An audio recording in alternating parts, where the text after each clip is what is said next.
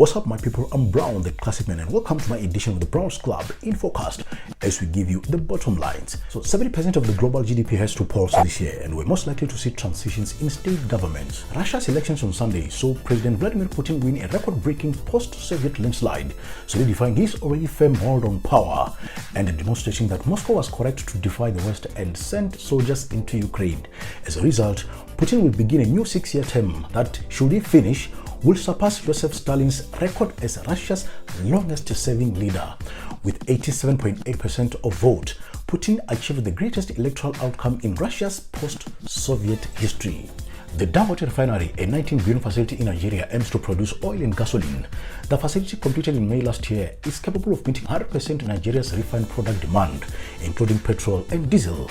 The plant is expected to produce 370,000 barrels per day by September, and of course reaching 650,000 barrels per day by mid-2025. Nigerian National Petroleum Corporation, which owns 20% stake in the refinery, had last year December agreed to supply 6 million barrels of crude oil as feedstock to the Dangote refinery. The agreement to sell Takatso Consortium, a piece of South African Airways, has been cancelled by the Public Enterprise Minister, Pravin Gordhan. The negotiations to sell Takatso Consortium 51% of the SAA were terminated, which means the state will continue to own this entity.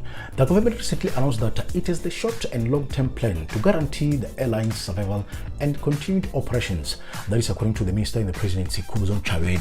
Thousands of protesters in Tel Aviv in Israel staged protests to call for an agreement to free those detained by Hamas. Simultaneously, there was another rally in Kaplanstein where people were demonstrating against the administration, calling for early elections. A few protesters also set fire to the Ministry of Defense office. In an effort to negotiate an out-of-court settlement, Vodacom Group Limited and former employee Makate began private negotiations on Makate's pay for a well-linked callback phone service he offered more than 20 years ago. Makate will be entitled to compensation ranging from 29 billion to 63 billion as a result of February majority judgment by South Africa's Supreme Court of Appeal.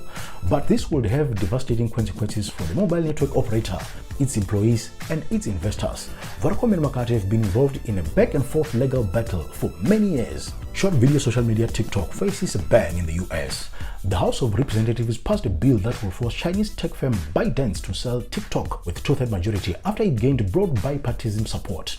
It is unclear if the bill will pass in the Senate, and if it does, it then goes to President Joe Biden's desk, who has publicly made it clear that if it eventually comes to his office, he will definitely put a signature. The undersea fiber optic cables were reportedly damaged. The internet providers are using these cables and they transmit data across the countries and continents, and if these undersea cables are cut, they disrupt internet. On Thursday, the Africa Coast to Europe, SAT3, Main 1 and West Africa cable system all lost connectivity. These outages severely disrupted internet service all around the continent, including South Africa. Many Vodacom customers also lost access to their data network, and Microsoft's cloud region in South Africa also fell offline. Big Brother Mzansi's most favorite housemate, Yolanda has been disqualified from the reality TV game. This is after MultiChoices investigated the matter regarding remarks made by a housemate on the show, which is currently airing on DSTV channel 198. The pay TV entity said it does not condone any acts that threatens the safety of the housemates on the show, and it takes gender-based violence seriously. American female rapper Cardi B has just dropped visuals for Enough Miami. Oh my gosh.